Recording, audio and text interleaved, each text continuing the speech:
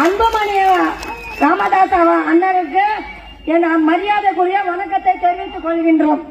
இதுவரைக்கும் தூய்மை பணியாளரை ஒதுக்கத்தான் செய்தார்கள். இது மாதிரி மேடையில் ஏற்றி உங்களுடைய கருத்துக்களை சொல்லுங்கள் என்று யாரும் இதுவரைக்கும் ஏற்றவில்லை. இதுதான் முதல் முறையாக தூய்மை பணியாளராக நான் முதல் முறையாக மேடை ஏற்றி எங்களுடைய குறைகளை சொல்கின்ற வரைக்கும் அண்ணன் எங்களுக்கு வாய்ப்பு கொடுத்திருக்கிறதுக்கு நன்றி. 13/8/1 எங்களுக்கு வேலை இல்லை என்று சென்னை மாநகராட்சி எங்களை வெளியே தெரிவித்து விட்டார்கள்.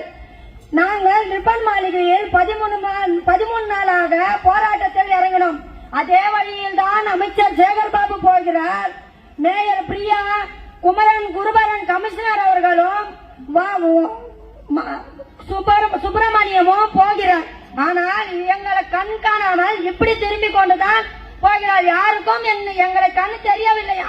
இந்த தூய்மை பணியாளர்கள் போராட்டத்தில் இறங்கி இருக்கிறது உங்களுக்கு தெரியலையா? அதனால நாங்க 13 நாள் சோறு இல்லாம தண்ணி இல்லாம எங்க குடும்பத்தையே விட்டுட்டு நாங்க போராடுற கண்ணு தெரியாத இந்த அரசாங்கம் நம்மளுக்கு எதுக்கு? இந்த ஸ்டாலின் அரசாங்கம் எதுக்கு நம்மளுக்கு? மக்களுக்கு சேவைக்கு வந்த அரசாங்கம். பெண்கள் 90% பெண்கள் தான் நாங்க போராட்டத்துல இறங்கணும். இந்த பெண்கள் கண்ணுக்கு தெரியாத சேகர்பாபு எதுக்கு? நம்மளுக்கு யாரும் எதுக்கு? நம்மளுக்கு சேவை செய்யறதுக்கு தான் நம்ம ஓட்டா போட்டு வர வச்சிருக்கோம். 40க்கு 40 10 வருட காலமாக நீங்க ஆட்சிக்கு வராம எப்படி எல்லாம் துடிச்சிருப்பீங்க. ஆட்சியை புடிச்சிட்டு ஒரு வார்த்தை, ஆட்சியை புடிச்சிட்டு ஒரு வார்த்தை சொல்றீங்களே, உங்களுக்கு வெக்கமா இல்ல? தப்பான வாக்குறுதி எதிர்கட்சியா இருக்கும் போது 19/1/2021 எடப்பாடி அவர்களுக்கு இவருக்கு தகுதி இருக்கிற மாதிரி எடப்பாடி அவர்களுக்கு கடிதம் கொடுத்தாரு. என்னன்றா, தற்காலிக பணியாளர் உயர் நீதிமன்றம் தீர்ப்பு தாமதம் இல்லாமல் இவர்களுக்கு 12,000 பேருக்கு பணி நிரந்தரம் செய்யணும்ட்டு அவர்களுக்கு வாக்குறுதி கொடுத்தார்.